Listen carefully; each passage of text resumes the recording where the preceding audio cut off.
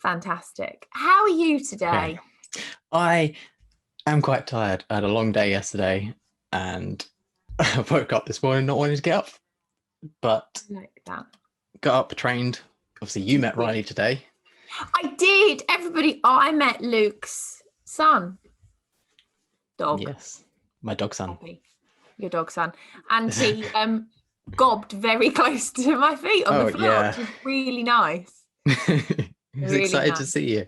Yeah. So I've had my client's dog be sick this morning, and then Riley coughed and a huge amount of phlegm Do you came think out. dogs are just like allergic to you?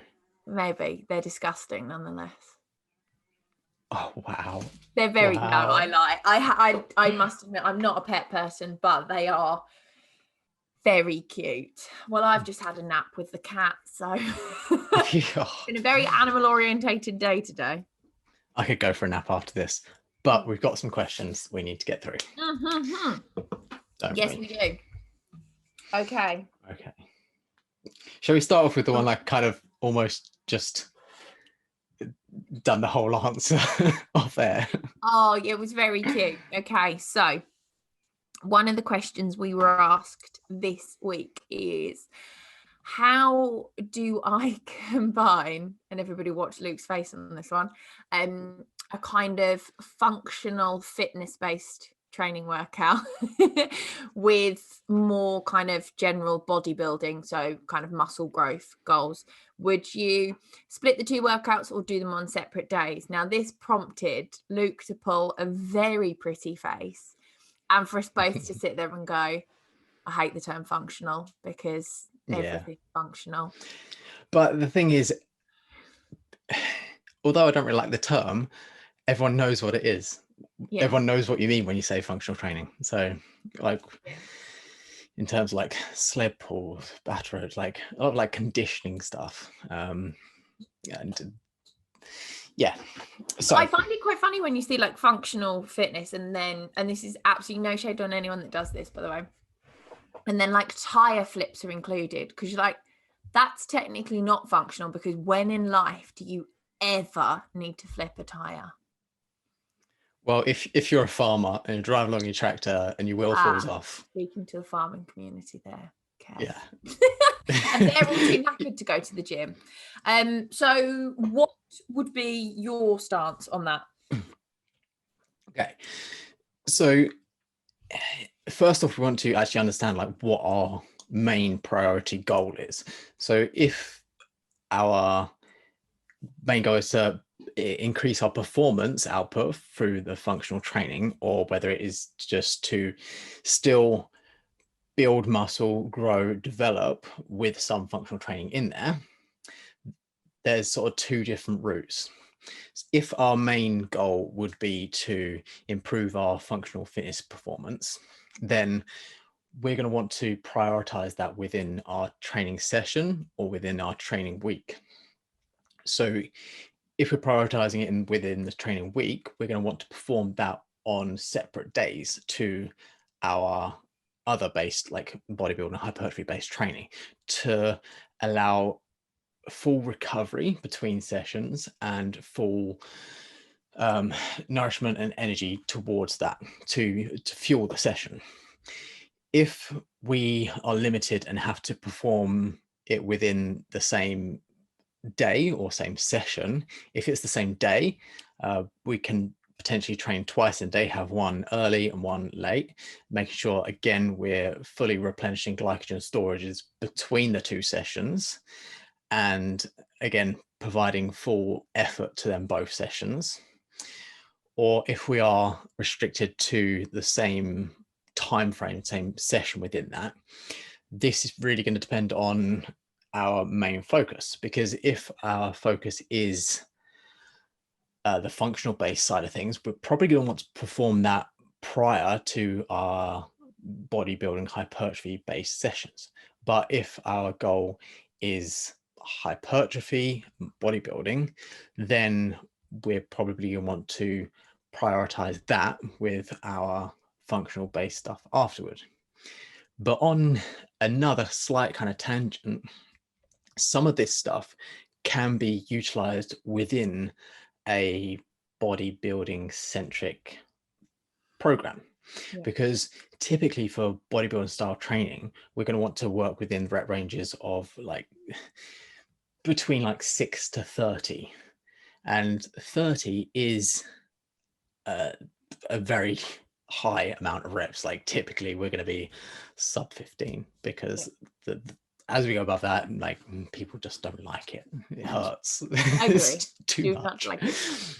But for some stuff, for example, if it's like alternating lunges or kettlebell swings, something that we could utilize a higher rep range, is going to have the same kind of goal that we're aiming for in that higher rep range of hypertrophy, because we're looking to increase lactic acid buildup within that muscle group, and recruit sort of the higher threshold most units, or lower threshold, I can't remember which. But so we could utilize that in a replacement for some of that higher rep work. So we could have our main base of the session, which is like machine based stuff, the heavier based work, and then almost utilizing it as like a finisher with some higher rep based work. Of like a great example of this would be a sled push, because it's quite quad dominant if you're doing it in the right way. So set up like your length, whether it's like 30 meters or something, of that rough kind of, if you think of each like stride as a contraction, so you're working through that higher rep work to like 25, 30. So do your main session and then finish it off with sled pushing, because it's just very light work, not heavy sled, but so the reps are quite quickly, but it's almost kind of a consistent push. And you do 20 to 30 reps per leg on a sled push, your quads will be on fire and it will hurt like a motherfucker. So we can incorporate it within that. And for most people, it would probably be good to do that sort of towards the end, prioritize and focus your heavier work, because it's more technically challenging if we're using things like barbells, like squats, deadlifts, or things like that. But if it's machine based, you could probably potentially get away with that. But it really does depend on where your primary focus is, because we know that we can maintain muscle mass on a much lower volume than we need to build it, which we're still going to get some stimulus and some volume from this sort of functional based training. So whether you're having a main focus towards that or towards your bodybuilding kind of style stuff, that would depend on what your current goals are. But apart from that, as long as you're recovering from the two sessions and they're not impeding each other, then you can separate those sessions on different days or different times within the day.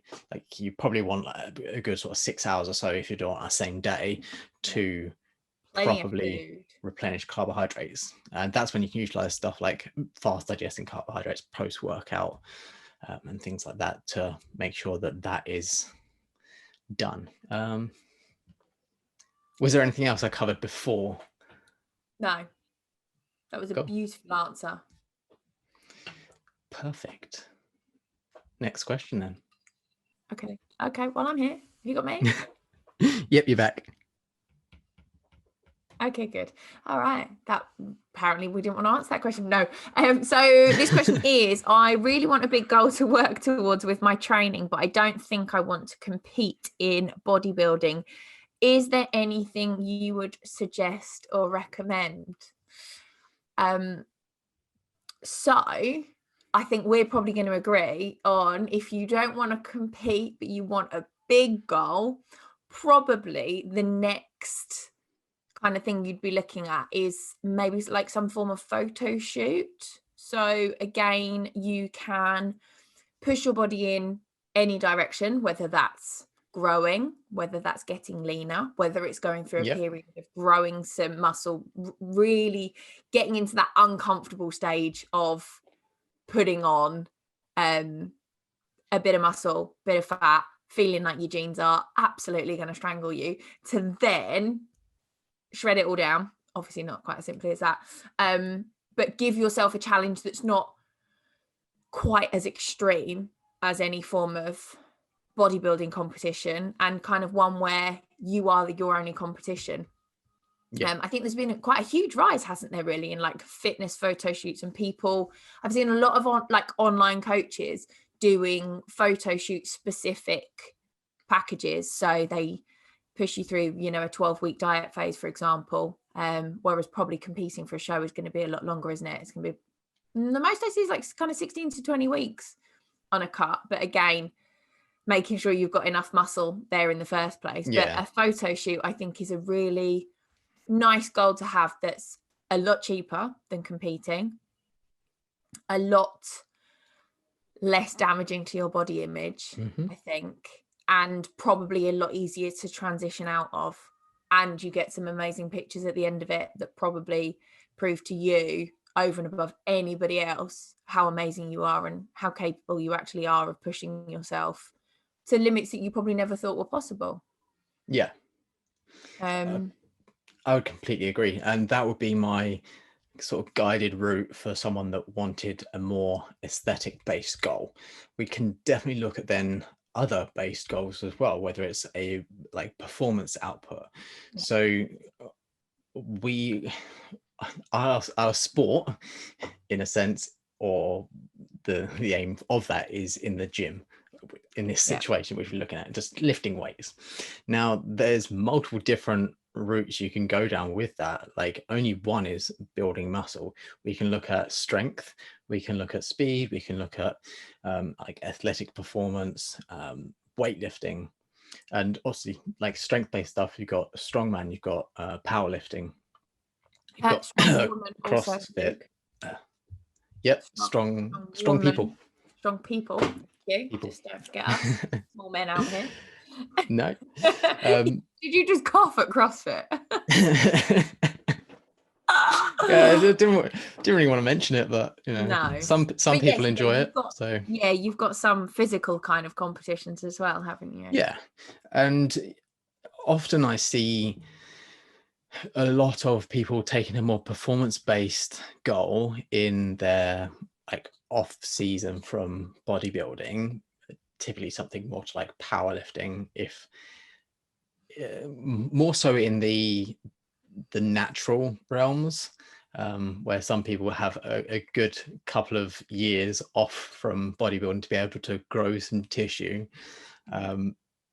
and then they sort of break that up with some like powerlifting sort of seasons, compete in that, but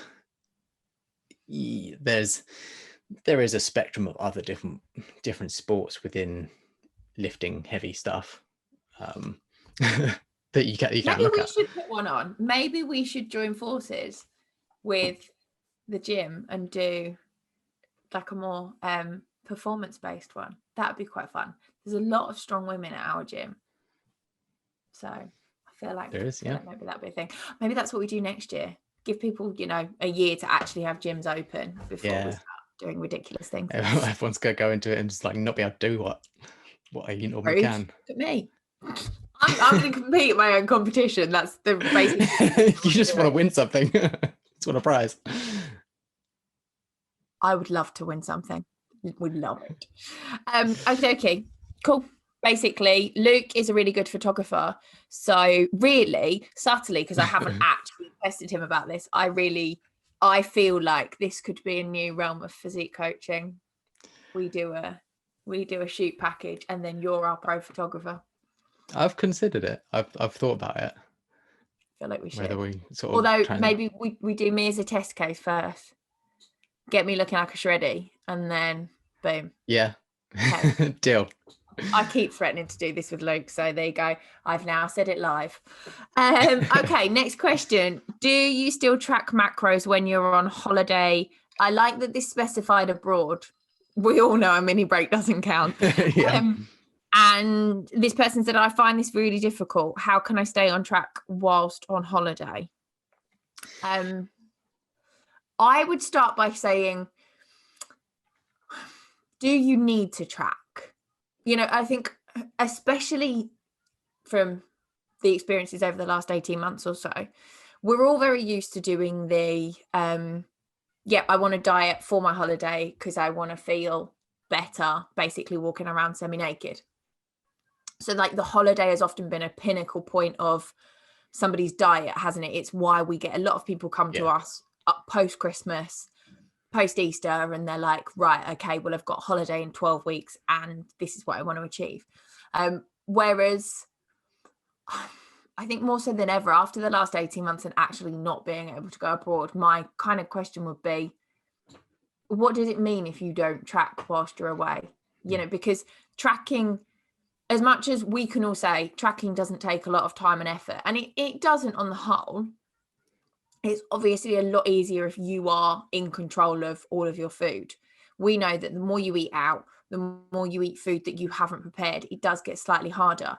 So is even spending 10-15 minutes a day whilst you're on holiday tracking that important to you? You know, if you don't have a specific physical goal, you're not in the middle of a competition prep, you're not in the middle of dieting for something greater than your holiday, I'd kind of lead with, do you really need to? And I think in the majority of situations, as hard as it can be, I'd say don't do it. Partly because it's probably not going to be particularly accurate. And I think, I hate saying this as a coach, because the next time I try and tell a client to track, they'll be like, do you not remember that podcast where you said don't track?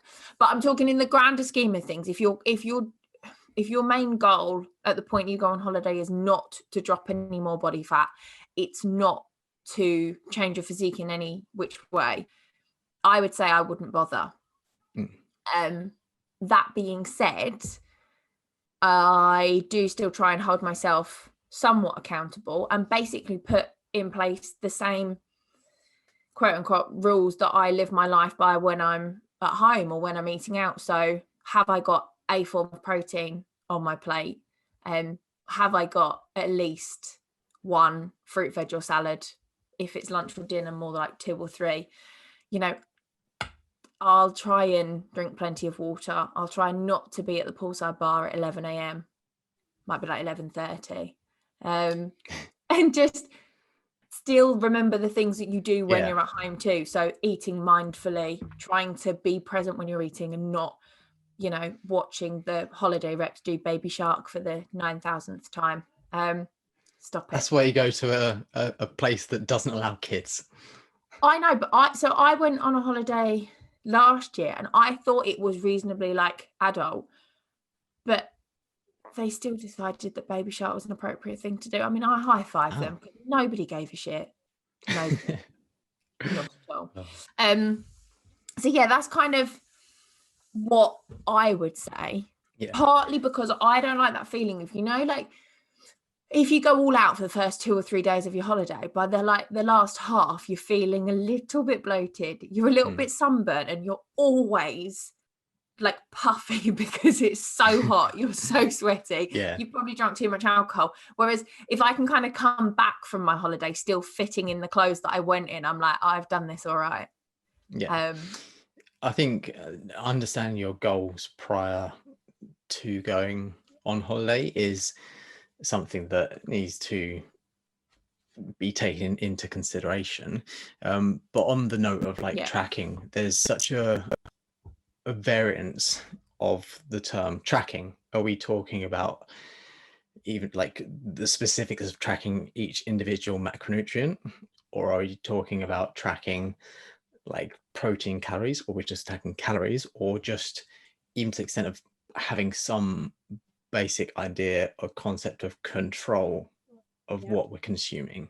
And I would completely agree, like there's, for the majority, let's say someone has like one holiday a year, then that's going to be your time to relax and take some time pressure off of yourself. You've probably like say, been into a like restricted period before that, going into your holiday, that is then tracking and having that situation going to make everything feel worse and make you feel like you're not on holiday.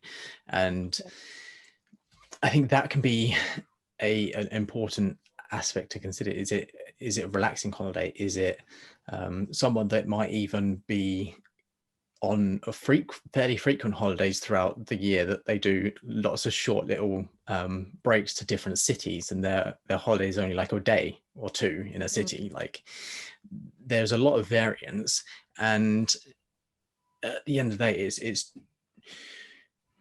it's understanding your relationship with food as an individual as well. Because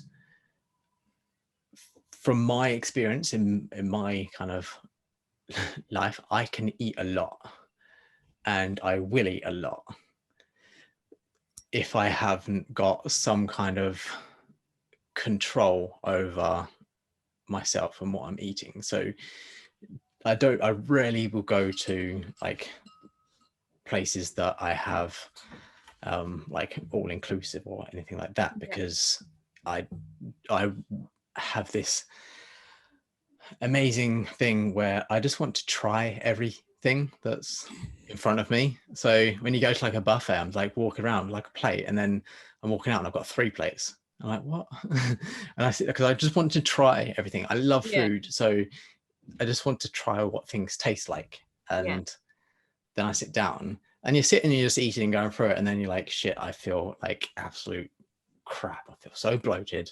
I don't know what I've eaten.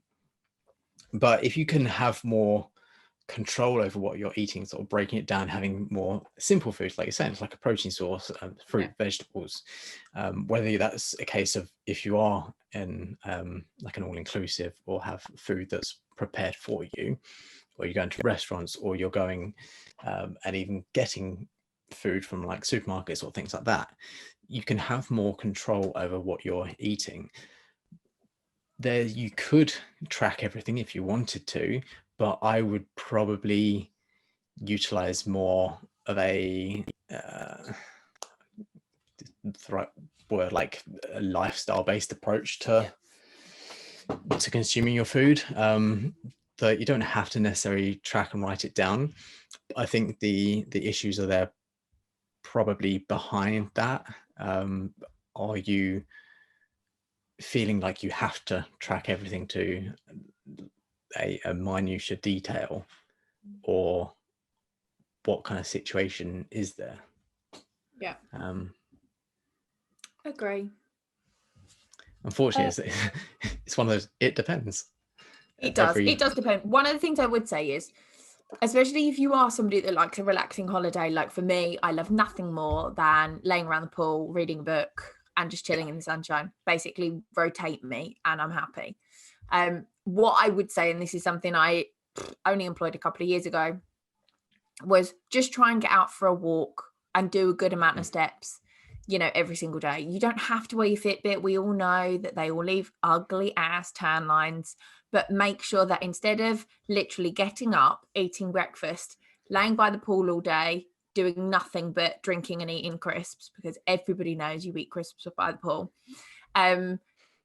get up and go for a walk earlier. Yes, if the hotel's got a gym, go use it. It'll probably make you feel better. It'll probably make you feel slightly more motivated and not less kind of sluggish and kind of crabby.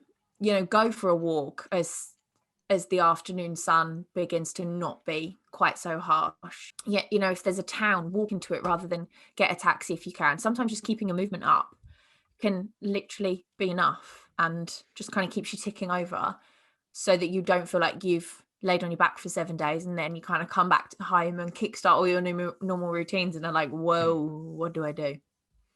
Yeah, there's some other tips around kind of holidays as well that I always try and employ. One is timing of your diet. If I'm going on holiday, or a client's going on holiday, I would typically try and have a refeed period before going away on holiday. And what that does is partly kind of a psychological effect that you don't want to be dieting right up to the date that you go away on holiday, because you're going to turn up to the airport and be like, fuck it, full English. Yeah.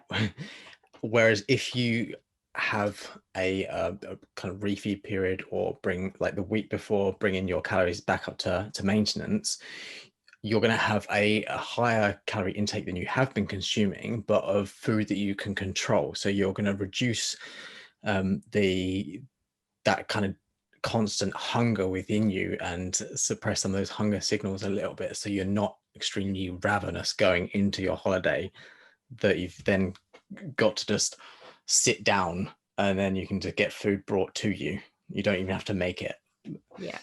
And quite often I'll implement something like intermittent fasting on holiday, where, because it's hot anyway, I'll just have a lot of fluids, take like a protein shake or something for breakfast, have that with a bit of fruit, and then just not eat until sort of more towards the evening or at lunch, and just sort of reduce my feeding sort of times. Yeah.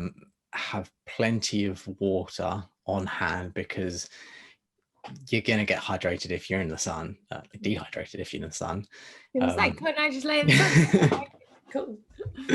But often people get dehydrated and then eat, because it creates that sort of need for sustenance and food. So that would be sort of the other thing, is just, again, finding some kind of routine on holiday that will help you sort of stick to a more consistent eating pattern.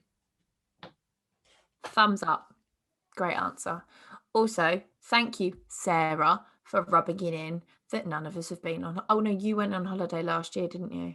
Yeah, we did. I'm not talking to you. Go away. Okay, next question. Aside from training and nutrition, what would you say is the single biggest factor in achieving your fitness goals or not? Now, I already know what mine's going to be. I want to know if yours is the same as mine. So go. Mindset.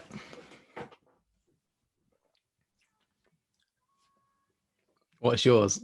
No, I want you to go first. I said mindset. Oh, did you? You cut out. What did you say? Mindset. Yeah. Twins. Nailed it. I thought you went, yeah. Oh, one sec. Yeah, mindset. Agree. 100 million %. Because you can have the best training plan in the world. You can have the best diet plan or whatever it is. You could have somebody literally writing down every single bit of food that you need to eat. And you could still very easily not achieve those goals if you tell yourself that you can't, if you constantly let little stumbling blocks get in your way, if every time you're upset you throw in the towel, or every time the sales don't budge you literally go fuck it and eat a packet of biscuits, because you are literally the only person standing in your way. Yeah. And like mindset and like, in a sense, kind of like mental health and willingness to do that and stick to these things is the underlying foundation of everything else. So it's under training, because you need the mindset to be able to stick to training. It's under nutrition to be able to stick to that and implement these things. For interest of something different, as a different view, I would say, other than sort of training, nutrition, and mindset, I would say recovery. So looking at things like sleep and actually recovering from your training, because without managing that and implementing and optimizing that as much as possible, you're just going to be almost on a downward kind of slope. And I think a lot of people don't pay enough attention to their sleep or recovery, whether that's in like implementing kind of trying to manage stress levels. And I think a lot of recovery does actually come under the mindset category as well, because I think a lot of it is almost a psychological effect of people putting a lot of stress on them, so it doesn't allow them to recover. That's why mindset is so integral to each of these, because it's the driving force behind each of them without the mental capacity to stick to something, that other thing isn't effective. So if you're not able to implement your nutrition strategies, then it's not going to be effective. Agree. Beautiful. I like it when we agree on things. That's very, very nice. Okay. Oh, she went on holiday last year. I don't really feel particularly sorry for her from the next question. So next question is, I was working towards being in great shape for a holiday this summer, which has now been cancelled, and I'm really struggling to find the motivation or a goal to work towards. Help. I think this is where we spoke about earlier, like we often have a holiday as a goal. I think it can actually be really kind of potentially dangerous to have a holiday as a goal, because I think it's almost like an extension of a bit like following like a fad diet. It's like, oh well, I'll diet for 3 months pre-holiday, and because I go into, like we said about having like a bit of a refeed period, because I go into this holiday feeling amazing, and then I've booked an all-inclusive, and then I haven't really dealt with a lot of my issues around food, then I come back off that holiday and then I quote unquote fall off the wagon. So then I spend the rest of the summer eating and drinking, and that's why we kind of get that perpetual like diet cycle. Yeah. And I think it's often to do with having like a holiday in the middle of the year, and then you get Christmas at the other end of the year, and it's always like there's something. Do you know what I mean? I'm not explaining it very, very well. I think quite often it can be useful to almost set out these goals ahead of time, so you're not getting to that holiday or that specific goal and then being like, oh, now what?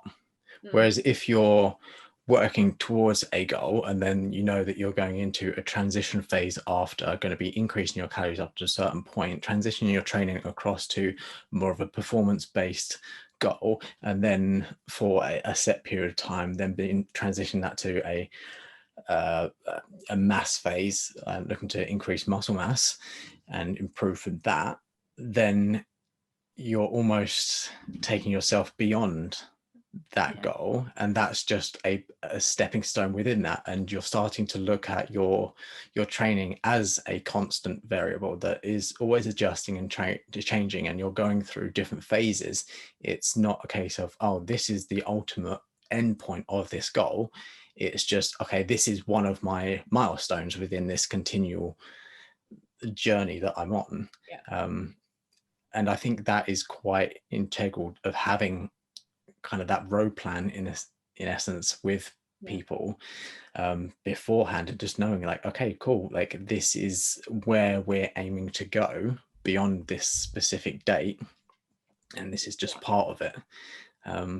But yeah, a lot of the options we said about earlier, like some performance-based goals, or having some idea of where you're wanting to go, but also being happy of just having some phases of just maintenance, of just being cool, I'm just gonna bring stuff down to maintenance and enjoy a different area of life.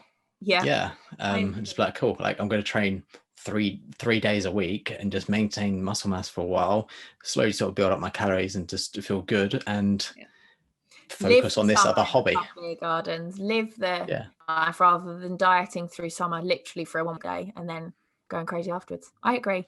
I think also we should, if we want to start diet phases, don't wait until like post Christmas, start pre-Christmas, like kind of when the weather starts to change. I always feel like, for me, like October time's a really good time to start a diet, because a lot of the social stuff from summer dies down. I find it a little bit easier to motivate to do cardio and stuff when it's not quite so hot and sweaty out. And then you can kind of go, right, okay, diet break just for Christmas, then carry on a little bit, and then, right, okay, February, March time, start coming into maintenance, so then I can live the summer, not go crazy. But I feel like we almost kind of do it the wrong way around, because it's really hard to diet in summer. And I think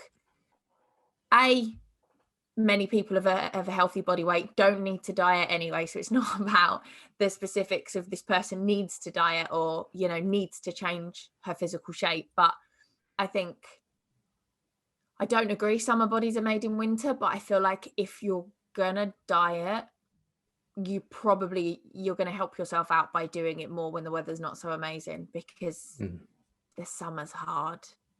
That's like, I kind of find dieting in summer easier. well, Because see, then yeah, are you gonna say because you're too hot and you don't really want to eat? yeah, like hunger isn't as high during summer. I drink a lot more fluids. I am more like willing to eat bigger salads and just have very simple cold food. Whereas like winter, I'm just like, I want to curl up and just eat constant. Just like it's all dark and miserable. Like a little gremlin at home, just like a bear, just hibernate and eat. There you go, ladies and gents. Luke is a bear. Oh, boys are gonna love that. Anyway, next question. Oh, I want to know your answer on this one. Have you or would you ever coach a close friend, family member, or partner? If so, how was that experience? Have you? Partly. Like I've kind of PT'd family and close friends. How do you find it? Sometimes it's okay, sometimes it's not. I think generally I generally would kind of stick away, like steer clear from it and just train like with someone that I like, a family member or friend, like close friend or something like that. But sometimes you can be more ruthless with close friends. Kind of depends, but it's definitely harder to get them to actually stick to a plan or stick to something. Like they just don't have the buy-in as much as people that don't really know you. That's kind of my general experience. I don't really like it. A lot of people will say. Yeah. I've both PT'd and coached my cousin. I currently still coach up until the end of the month one of my best friends too.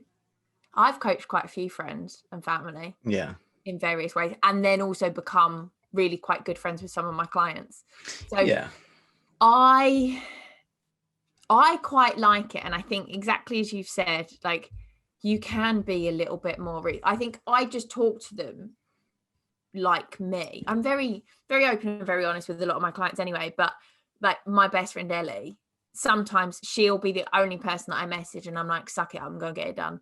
Because if I know that she knows it's coming from a good place, you can do a bit more kind of tough love, but they have to be open to it. And I think that's why, like, I never push what I do on anyone. No. I might joke, and I might be like, oh God, you've got a PT in the family, and like you're not making the most of it. But they've got to come to you and they've got to believe that you can do that with them just as much as any other coach. And that's why James at Ironworks was like, oh, was that your friend you were training? And I was like, oh yeah, but client. And he was like, you make your friends pay. And I was like, yeah, because qualify, you try and help everybody out and you give away a load of information for free. But again, nobody's got a buy-in. There is literally nothing there to make them stick with it, make them believe you. But my cousin's done so well. The amount of people that know that I've coached her that come up to me and like, oh my God, your cousin's looking so fit. I'm like, thanks guys. Yeah, we did that, but also it's infuriating. But also she's a great advert and I think they probably find it more impressive because we're related. Yeah. And we're literally the same age. Like we've basically competed against each other since we were born. So, but I think it's good. I think PTing like a family member, like just running through sessions with them is a lot easier because it's a bit of a giggle. I went out and interrupted my other half training in the garage the other day and did a load of form tweaks. But again, I can only do that when there's like a level of receptiveness. Yeah. Or else I definitely. get, go away and leave me alone, I'm busy. And I'm like, oh, but babe, can I just, and then it's like, no, leave me alone. I feel training is easier than nutrition with family and friends, because they're receptive to adjustments and like being pushed in training. But when it's like more nutrition based, it's like take their calories away. Yeah. Or you're like, why did you not track the weekend? They're like, oh, I found it hard. I'm like, yeah, I can do it. My friends, if we're out for dinner, they're like, we're going to copy what you've logged. So I then become the lead. The only thing that annoys me is when people go, oh, don't judge me for what I'm eating. I'm like, I don't care. If I'm out and drinking, don't talk to me. If I'm out and drinking, don't talk to me about work. Like, I just turn around and be like, I've already judged you. You're done. Well, I mean, I could talk to you about the nutritional profile of what's on your plate, but yeah. But no, overall, I think I probably get more of like a daunting feeling taking on somebody who's been coached by somebody else than I do like a family member, especially if they've never had a coach before. I'm setting the benchmark and that's fine. Like I'd embrace it, but I'd feel more nervous training, for example, like your girlfriend, because you know, like, because you can then look over what I'm, and I'd be like, oh my God, this feels like I'm being like doubly judged. Even though if somebody comes to you as a coach, they're not other, you know, it doesn't matter what anybody else thinks. So yeah. Oh, Luke, it's our favourite question next. Well, I was going to say, did you want to leave it there? Oh, all right. Because we're in the interest of keeping it short and not rambly. Oh God, have we done another really long one? I'm sorry. Considering we both came into this absolutely knackered, we've just. No, I'm thinking that's sort of just over half hour or so, I think. Cool beans. So okay, should we do it? We can save the questions for next time. Oh, well, that was fun. I love Q&A episodes. Cool. Yeah, I think there's some interesting questions. Cool. We'll finish those for the next one. So we'll do another Q&A. Beautiful. Can't wait. Perfect. Speak to you then.